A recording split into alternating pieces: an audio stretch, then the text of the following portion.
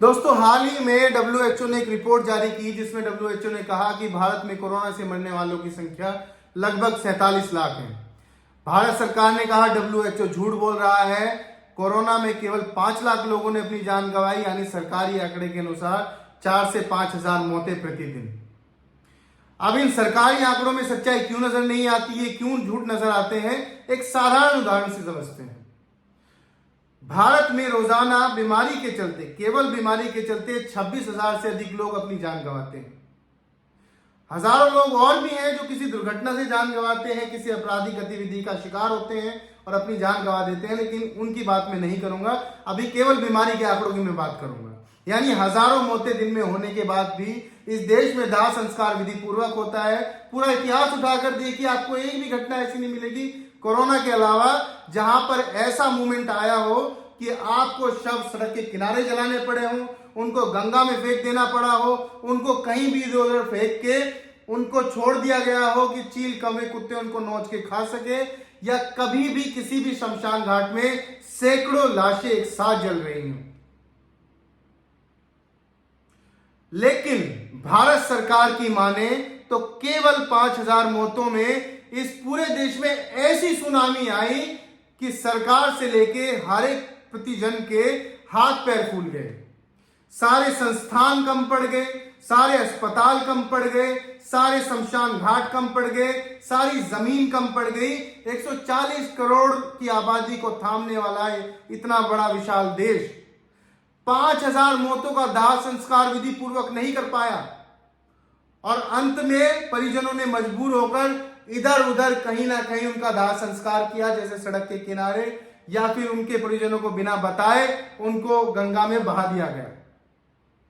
पूरे विश्व ने देखा किस तरह भारत में लाशें जल रही थी, किस तरीके से क्रेमेटोरियम दिन रात जल रहे थे, किस तरीके से गंगा में लाशों को बहाया जा रहा था, किस तरीके से लोग ऑक्सीजन के लिए तड़प रहे थे, किस तरीके से लोग बिलबिला रहे थे अपने परिजनों को बचाने के लिए।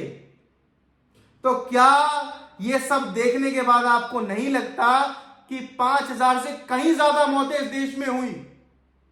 यदि केवल 5,000 मौतें होती तो विधि पूर्वक तसल्ली से उनका दाह संस्कार किया जाता, जैसे रोजाना इस देश में दाह संस्कार होते हैं, क्योंकि रोजाना इस देश में कई हजार मौतें होती हैं।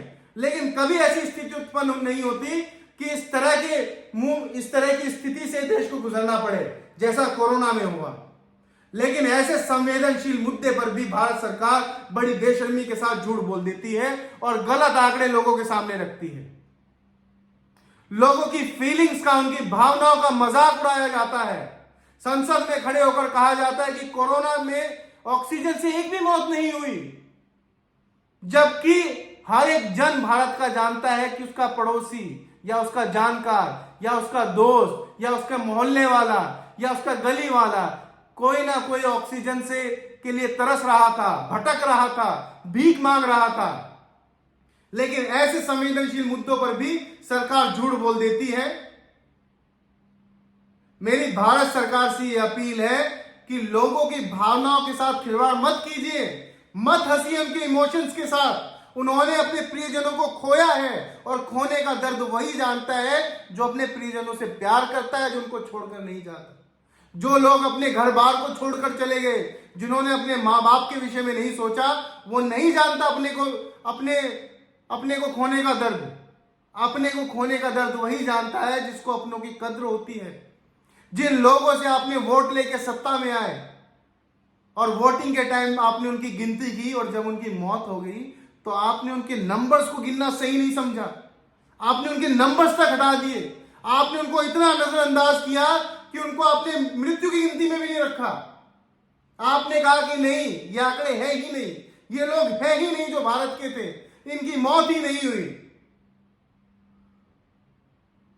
आखिरकार हम इंसान हैं और मेरा मानना है कि इंसान इतना संवेदनशील नहीं हो सकता कि लाखों मौतों पर मुंह पे चुप्पी बांध ले, या फिर मौन हो जाए, या बेशर्मी पे उतर आए और कह दे कि इस देश में मौतें हुई ही नहीं है, हमारा मैनेजमेंट इतना स्ट्रांग था।